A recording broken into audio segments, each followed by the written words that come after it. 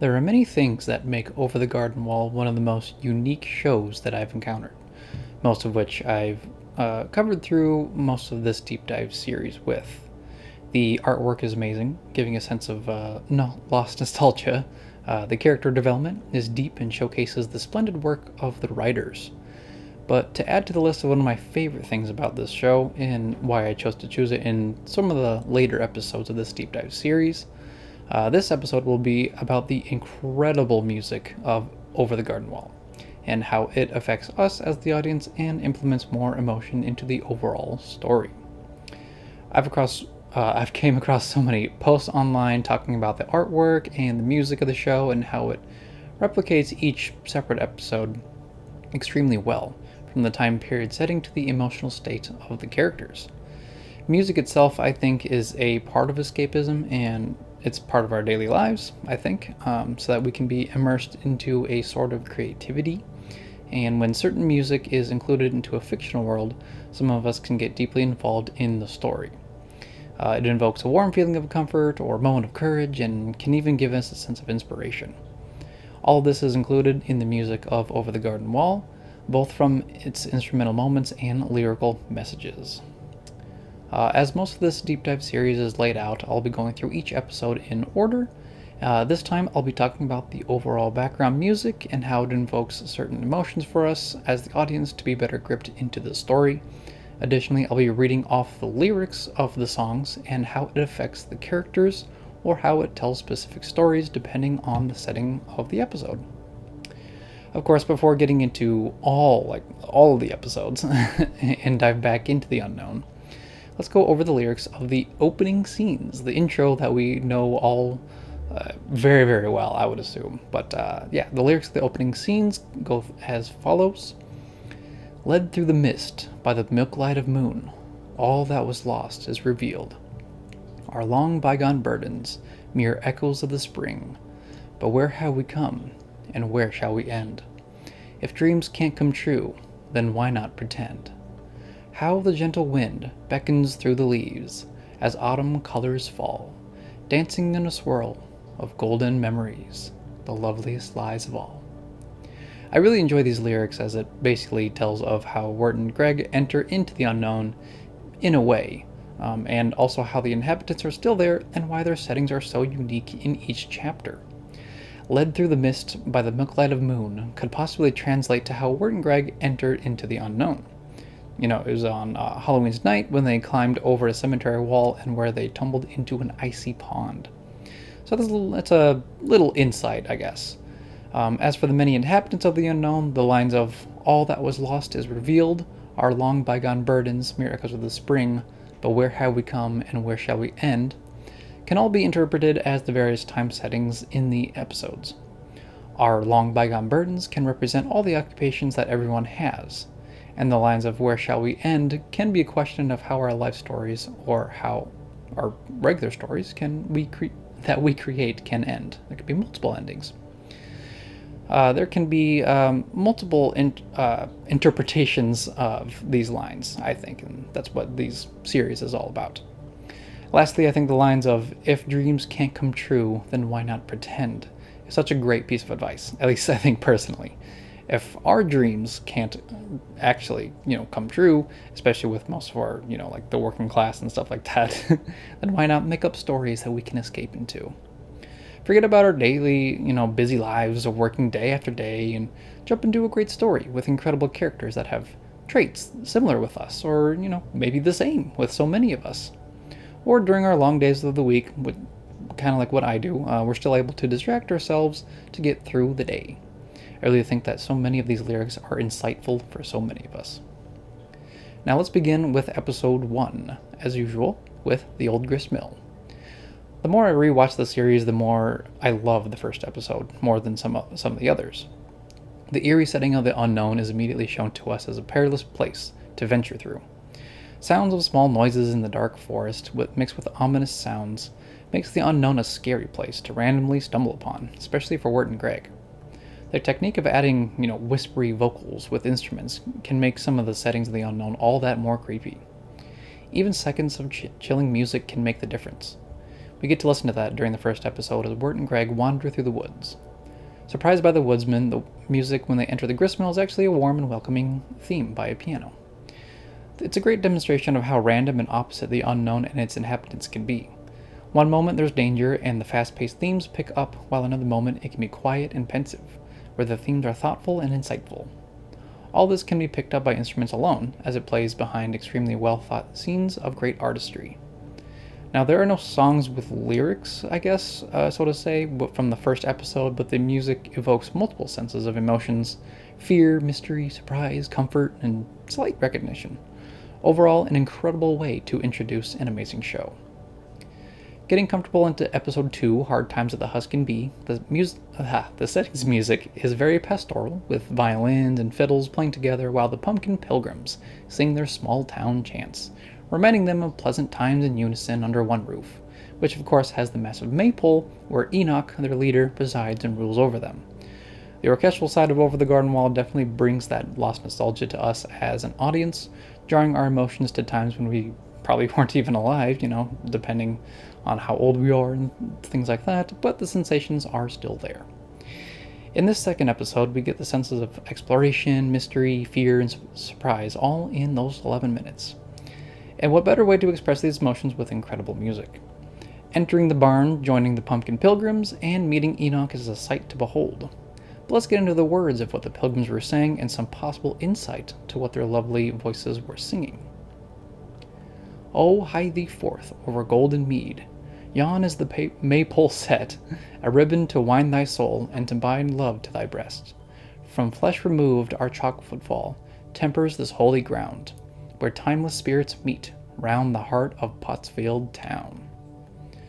So the song is pretty simple, I suppose, to follow, with some old-timey words stuck in it to represent the older days when the citizens of Pottsfield remain. Around the Maple is where the citizens go to remember their unity, their reasons for why they stay in Pottsfield, and remembering who they were and are, even after death, as they are all in fact skeletons. These timeless spirits meet together in the heart of Pottsfield town, not to be sad or angered from their past lives, but to celebrate the previous good times and to welcome others kindly. It's a great reminder that, we as humans shouldn't really think of the topic of death as a bad thing, but as a next stage that we all eventually take. Later in the episode, while Wirt and Greg are doing their chores that Enoch sent them to do, we get the song of Patient is the Night, a calming song with amazing lyrics. "Among the fields of straw and stover, clocked in till the workday's over. Time's a gentle stream, longer than it seems. Patient is the night. How I long to see her face now, her starry moonlit gaze now. I know she's never late, still anxiously I wait. Patient is the night." These lyrics are absolutely incredible. Despite it being so short, it's very insightful, as most of them are. I absolutely love the line of "Time's a gentle stream, longer than it seems." Time is seen, or represented as many types of items, scenery, or figures. Thinking of time as a stream is very gentle and blissful. And knowing that it goes on is just a fact that we just kind of all know instinctively. What we fill into this time stream is up to us, and what we fill it with can affect those in front of us, clearing the water or murking it up. And lastly, with the night coming and going, she's never late. Meaning that, the night is never late, but we all patiently wait for it. The end of the day has lots of feelings of relief and relaxation, something that we all need in times like these.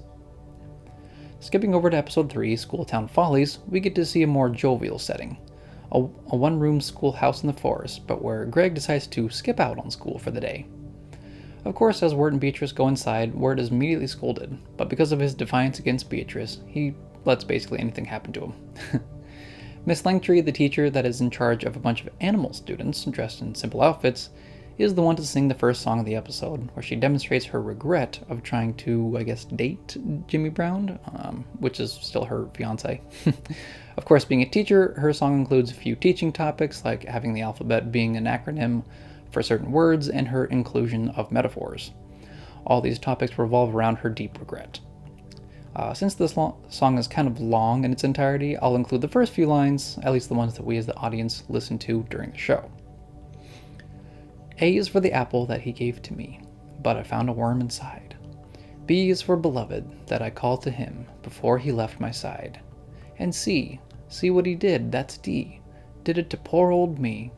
And how could I be such an emotional fool?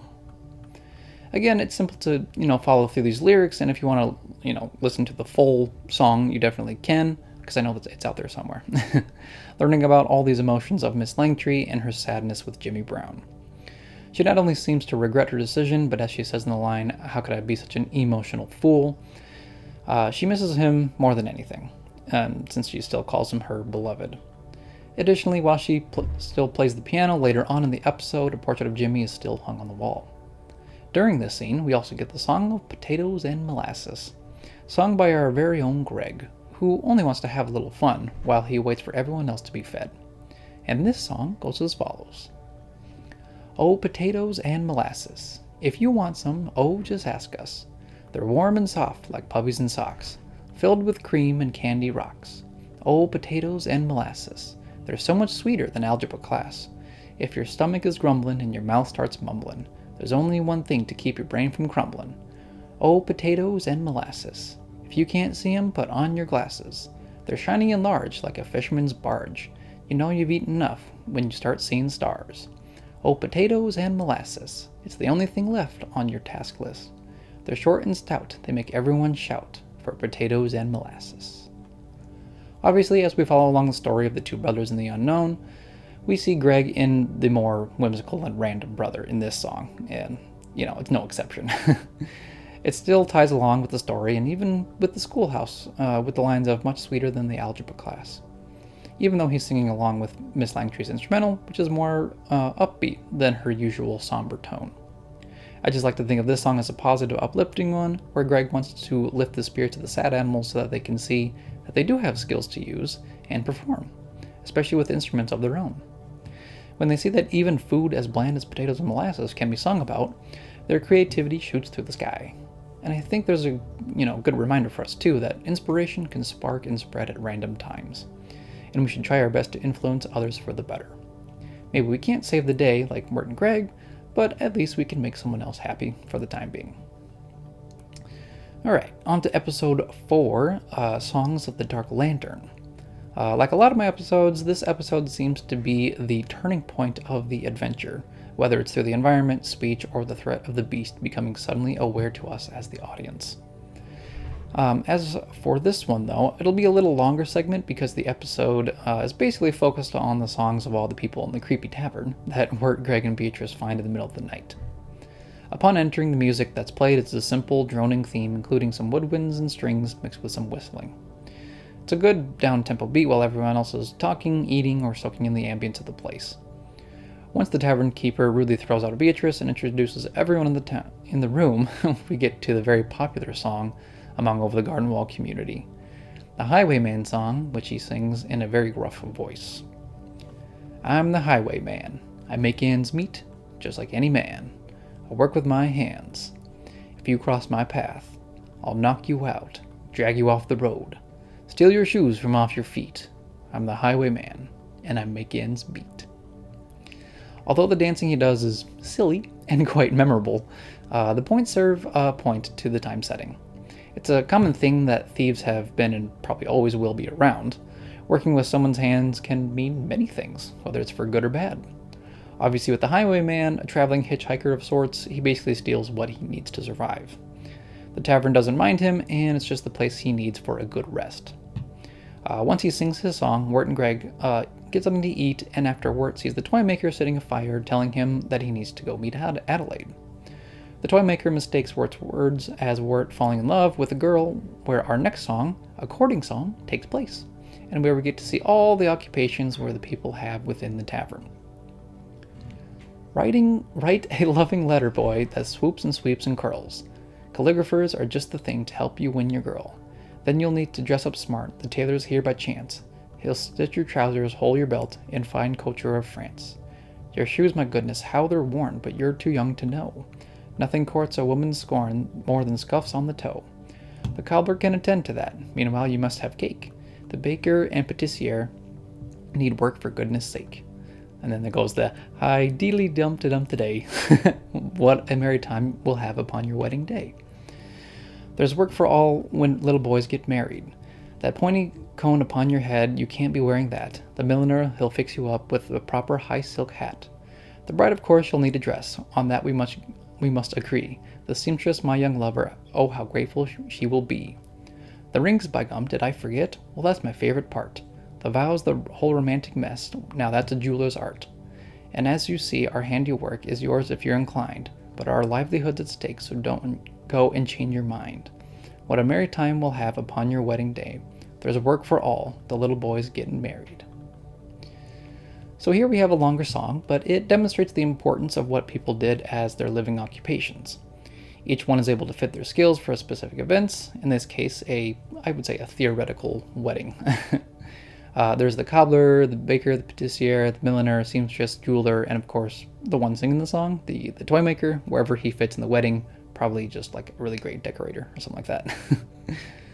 Everyone in the tavern has a key role to play, and the most important line I think is, you see, our handiwork is yours if you're inclined, but our livelihood's at stake, so don't you go and change your mind. I think it's incredibly important that one decision, whether it be the bride or the groom, can make another's handiwork be appreciated greatly or come at a bad cost, meaning their hard work for happiness and love ended up in, either just that, happiness and love, or in an awkward confusion. It does make me recall of actually my own wedding day, where so much happened in one day, and it was amazing and great, but the setup and the planning seemed like never ending. So it just kind of goes to show how many people enjoy working for others to see love and all that, all the good stuff kind of spreading and sprouting around. This kind of enjoyment is shown in the tavern people too, as they whoop and cheer for Wirt, applauding him for simply being in love. It was and always has been a grandiose event. We've got 2 more songs to cover in this episode. So after cheering for Wirt and his events, the mood grows grim as the tavern keeper sings about the beast, where everyone inside is aware of his presence and his danger. He lurks out there in the unknown, seeking those who are far from home, hoping never to let you return. Ooh, better beware. Ooh, the beast is out there. Ooh, better be wise, and don't believe his lies. For once your will begins to spoil, he'll turn you to a tree of oil, and use you in his lantern for to burn. This one is pretty easy to follow along, but so far in the story we haven't gotten too much of what exactly the beast does to his victims. Warnings from the woodsman that he stalks in the night, is like the 4 winds and is the death of hope, is menacing enough, but perhaps it was just something that Wirt and Greg thought to be some sort of like folklore myth, at least until now. The song explains how if someone's will begins to slip, that's when the beast swoops in and captures them, making them into actual trees. The same trees, supposedly, that Wirt sees the woodsman cutting down in the first episode, the one with all the creepy faces on them. The Edelwood trees across the unknown are filled with sorrowful souls who lost their hope during their desperation for escape. Another key line in this song is the last one, use you in his lantern for to burn. His lantern is a very important and almost hidden message since the song goes by so fast. Wirt begins to confuse the beast with the woodsman, and the suspicions grow for those who are out there in the unknown. Last but not least, the beast song as Beatrice hears chopping sounds in the dark forest at night. She already has her suspicions on practically everybody except for Wirt and Greg, but she's at least brave to check out those weird sounds. The beast song for this one goes as follows. Tra-la-la-la, tra-la-la-la, chop the wood to light the fire. Tra-la-la-la, tra-la-la-la, 'tisn't much that I require. When the fog of life surrounds you, when you think you've lost your way, come with me and join the forest. Come with me and join the play. Tra-la-la-la, tra-la-la-la, youth is such a fragile thing. Tra-la-la-la, tra-la-la-la, a fragile thing is what it is. Obviously, with those who have watched the show already, these lines are ominous and dark, and I suppose that they already are in general. I think the most important lines in this song are, when the fog of life surrounds you, when you think you've lost your way, come with me and join the forest. Basically, the beast tricks those who believe they are, truly lost into thinking this shadowy being is a beacon of hope, a leader to guide them out of the strange fog. The fragility of being young is sung about too, with the beast being well aware that some kids get scared easily, whether it's from being terrified of being lost in an unknown place, or perhaps, facing their own personal fears. Moving away from the pivotal episode of the show, we get introduced to Quincy Endicott in the Mad Love episode. Now, there aren't, any song lyrics during this episode, so instead we'll talk about the orchestral music that accompanies the group in the large and labyrinthine manner of Endicott. Boasting about his manner and his money is what he loves to do, and serves as a mask as he's actually frightened by what he thinks is a ghost. It's great to notice that the orchestral music is actually sometimes either replaced or cut off by his like organ playing. I think it's an organ playing those mysterious staccato notes to further portray the anxious paranoia of Quincy. Other than the background music of this episode, there isn't too much to talk about, as it relies more on the dialogue itself. The ghost hunting aspect is covered mostly of those like organ notes and some ethereal sounding events. We also get the reoccurring theme of Beatrice, a soft theme played on a piano that resembles her soft heart and passion for fixing her family's curse, kind of getting to know Beatrice and what she's all about and her history. Next up is one of those more random settings, I guess, with Lullaby and Frogland, but it's still a very important episode in the timeline. Riding on a boat with a bunch of dapper frogs, Wirt and Greg stick out like sore thumbs, but they don't really seem to mind. While they ride the boat, with a pleasant uptone beat from the band on stage, Greg sings about Adelaide and Wirt actually decides to join in. "Oh, we're going to the pasture to meet Adelaide and ask her if she has a way to send us back where we came from. I don't know who she is or how she is, or when, what, why she is, but as for where she is where we will go. To Adelaide, Adelaide, come on and join the Adelaide parade. Adelaide, to Adelaide, we're going to Adelaide's house today." This one is a simple song too, but it's Greg's way of speaking his mind, so to speak. He's not sure who Adelaide is and why she's in the unknown, but what he does know is that she's the supposed key to get out of the unknown and back to their normal lives. He believes Adelaide is a great woman with stupendous power and magic. Of course, we later learn on that it's quite the opposite.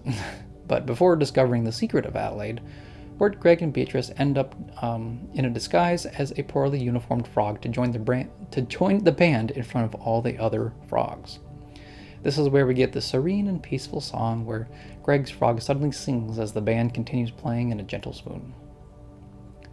At night when the lake is a mirror, and the moon rides the waves to the shore, a single soul sets his voice singing, content to be slightly forlorn. A song rises over the lilies, sweeps high to clear over the reeds, and over the bulrushes swaying to pluck at a pair of heartstrings. 2 voices now they are singing, then 10 as the melody soars. Round the shimmering pond all are joining in song, as it carries their reverie on. Over the treetops and mountains, over the blackened ravines, then softly it falls by a house near a stream, and over the garden wall to thee. Not only is this song very well sung, I think, but the lyrics are absolutely enchanting. The first half of the song is mainly about Greg's frog and his current situation. We know with all the references to the beauty of nature, from the moonlit waves of the lake to the songs and notes drifting through the lilies and bulrushes, is probably dedicated to the well-dressed frogs on deck. The line of, "Then softly it falls by a house near a stream and over the garden wall," could potentially be a reference to Adelaide's house, as it is nearby after all. And since Wirt and Greg are considered over the garden wall, literally, it's a brief glance as to what will happen soon. Personally, between the very first song of the show and this one, I can't really decide which one's my favorite. So,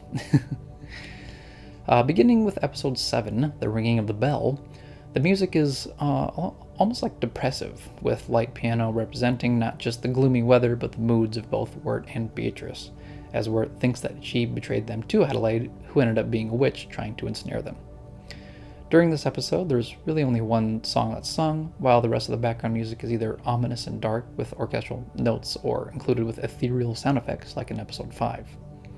But while Wirt cleans up the broken down house with Lorna, there is a song that represents the two of them finding each other in strange circumstances. "Here we are, the two of us, like ships upon a winding river, and yet somehow we found each other, like strangers, you and I."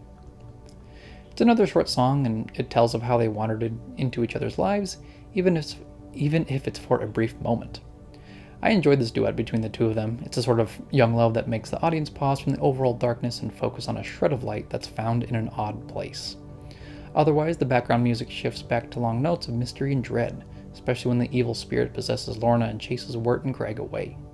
The low orchestral notes bring fear and dread as they run away, but ultimately they send the spirit away with the power of the bell. Even with a victory, the music remains dull and sorrowful, representing the emotions of Wirt that even though he saved Lorna, he still isn't home. The contrast between episodes 7 and 8 are obvious, I think, as episode 8, Babes in the Wood, is basically a weird dream of sorts of Greg's, but one that alters the weather of the unknown, or at least what I think it does. Greg finds himself floating up into Cloud City, where an operatic voice sings to him as he does. Forward cherubs, hear the song, a child's wishes call us on. Descend, descend, ere he escapes, for dreams our winged wind hath made. For only beneath the veil of sleep can we, Onoroi, act on men. This song, after some research, is actually incredible, with its historical, almost like mythological references. Cherubs most of us have heard of, with like the angelic figures and stuff, but when I came across the lines of, for only beneath the veil of sleep can we Onoroi, and I think it's Onairoi or Oneiroi. It's kind of hard to pronounce it. I wonder what this Onoroi, I'm going to say Onoroi, was. And these were actually ancient Greek entities that inhabit the realm of dreams and deliver message, visions, and prophecies. So I was absolutely blown away when I actually read that. All the cherubs that appear before Greg in this moment, in addition with the Queen of the Clouds, can represent these spiritual entities that urge Greg into insightful messages. Of course, as Greg enters the Cloud City, he is welcomed by the multiple committees. I won't go into these lyrics as they're just kind of welcoming Greg into the city. But right after they do, Greg leads the population of the city in a song, as he joins them in a whimsical adventure. Everything is nice and fine all the time. The softest clouds and rainbow skies ain't gonna lie. We always have the most spectacular time together. Everyone is sitting pretty on top of the weather. Lasso a cloud and make the flowers grow. Tie them in a bow to throw them at the end of the show. Our songs are filled with love, the sweetest lie, and we can send them down to you with a little shove. So hitch a ride into the sky and join our band. Bring harps and lutes, kazoos, trombones, and flutes, or just your pots and pans. We can write a little jig, yeah, out of the mighty blue, and we will be here just for you, through and through and through. I especially enjoy the lines of our songs are filled with love, the sweetest lie, and we can send them down to you with a little shove. It kind of represents of how our dreams come into our minds. The sweetest lie is kind of like, what we dream of. Like, sure, it could take place somewhere that we've been to, but the actual events of the dreams are false, I guess, so to say. Or our dreams can be, entirely made up, almost like a fictional world. This episode, focused on dreams, goes pretty heavy on that aspect, and especially with those lines. Not soon after this realization, Greg crashes into the stormy realms of the Cloud Kingdom, where the old north wind is loose and causes chaos. His own swingy jazz song is rambunctious and very catchy. Oh yeah, that old north wind, he starts to howl, puffs up and furrows his brow. Now, you better take cover, lock up those doors and close the shutters. I say the old north wind, yes he is. He's gonna fight, he's gonna spin. He's gonna pull back and blow a little more, until you can't tell what you came here for. Oh yeah, that old north wind, yes indeed, he's gonna breathe and breathe. He's gonna blow till you can't feel no more. Generally, this song can probably be about any kind of storm, I think. They're ferocious, randomly vicious, and a danger to all who are under it. This old north wind is particularly cruel, as its cold wind blows down upon the unknown, where snow and ice begins to form upon the dark woods. Now, there are a lot of theories surrounding the show, but I kind of take close attention to the lines of he's going to fight, he's going to spin, he's going to pull back and blow a little more until you can't tell what you came here for. This kind of confusion can lead weary travelers to become lost, where they are ensnared by the beast's trickery. Perhaps the old north wind, being the power of the cold weather, is influenced by the will of the beast, as he claims that it is, pretty much his forest. So, After this strange dream, and where Greg bravely risks his own life for the sake of his brother, we get a flashback as to how Wirt and Greg enter the unknown in the first place. Music, obviously, is quite different from the rest, from the high school band at the football game to the electronic music at the party later on. It's very, I would say, reminiscent of the 90s era. Simple music that unifies big groups into what they enjoy in everyday life. Even during the chase scene where Wirt and Greg run from the cops in the cemetery, the upbeat electronic keyboard is a great sensation of times past, but not too far back. A nostalgia that some of us may or may not have, lived through. At the very end of the episode, where Wirt and Greg tumble roughly down a hill and into a freezing cold pond, we get a faint background sound as they mistakenly enter into the unknown. Although we hear some of it, the song is much longer than we hear, in which I will be reading for you guys. There's an old black train a-comin', scraping along the iron. You don't need no ticket, boys. It'll take you when it's time. Now come on now, young strangers. Weren't you someone's son? How'd you find this depot? 'Cause it ain't where you belong. You will pass a graveyard, stones worn by the years. The train'll stop a minute, but don't let it leave you here. Well, the coachman is my brother, the engineer's my friend. They'll get you more acquainted by the time you reach the end. The journey is a long one. It'll take you all around. Life rushing by your windows before it lays you down. Now where this old train's going, you can't come back from. Leave your baggage here, because you'll need it when you're gone. So there's a lot to unpack from the whole song, I would say, and it definitely pairs with the theory that the unknown is a realm of what we call the in-between. Not in life, but not in death. This black train is almost like the fairy from the river Styx I think it's in the Greek mythology, bringing souls into the afterlife. But during this story, Over the Garden Wall, Wirt and Greg stumble upon the crossroads of this train on accident, where the significant lines of, how'd you find this depot, 'cause it ain't where you belong, come into great importance, I think.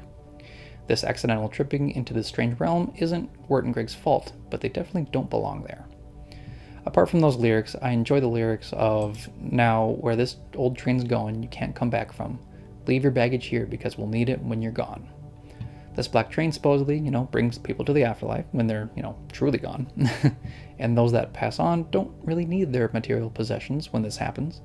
But those people who were close to them still hang on to their personal items or trinkets for remembrance. And last but not least, in the final episode of the show, the overall music is actually very foreboding and ominous to begin with, as Greg is captured by the beast and where Wirt ultimately faces off with the villain of the story. Before the confrontation, there is the beast's second song, and is among the favorites of the fanbase, I think. His dark song reads as follows. Come, wayward souls, and wander through the darkness. There is a light for the lost and the meek. Sorrow and fear are easily forgotten when you submit to the soil of the earth. Grow, tiny seed, you are called to the trees. Rise till your leaves fill the sky, until your sighs fill the air in the night. Lift your mighty limbs and give praise to the fire. This is the victory song sung by the beast, or at least I think it's his so-called, victory song. His dominion over the unknown is clearly seen as he is busy trying to make Greg into another Edelwood tree, just for the woodsman to chop it down and make it as oil for the beast's lanterns, memories of souls trapped and lost in days past. The trickery of the beast comes in the lines of, there is a light for the lost and the meek. Sorrow and fear are easily forgotten. This beckons those lost wanderers to come closer to the light of the beast's lantern. But the true nature of the beast arrives when he sings the lines of, you are called to the trees, rise till your leaves fill the sky.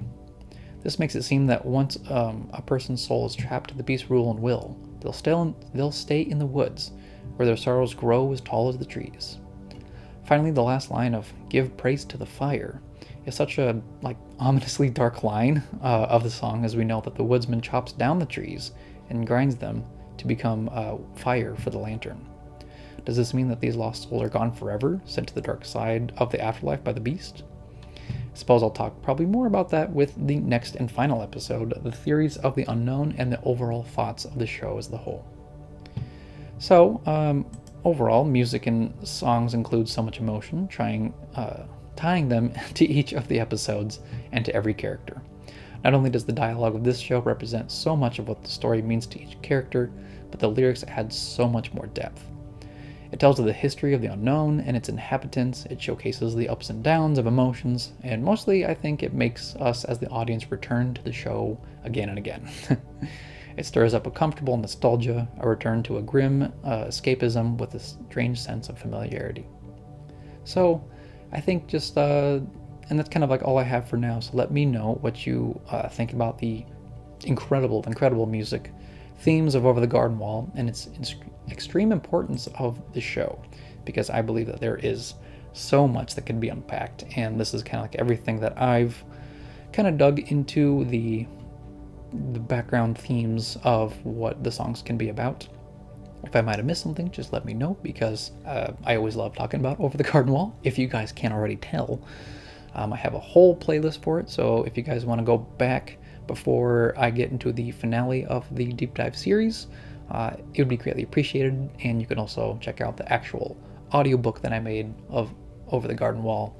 That would be also incredible too, and I'm blown away by the support, by how many views the actual novelization of Over the Garden Wall is. I spent a lot of time, and I've spent a lot of time here writing all about it, so I'm glad that you all enjoy it very much, almost as much as I do, probably even more. So so thank you all for all these views and all the support. And yeah, I kind of have just one episode left, the really big, the big episode, the finale, the theories and the final thoughts of the show, at least on my part. And yeah, I think other than that, just, yeah, stay tuned for that last and final episode for the deep dive series, and we'll see what else we can unpack and discover in the unknown.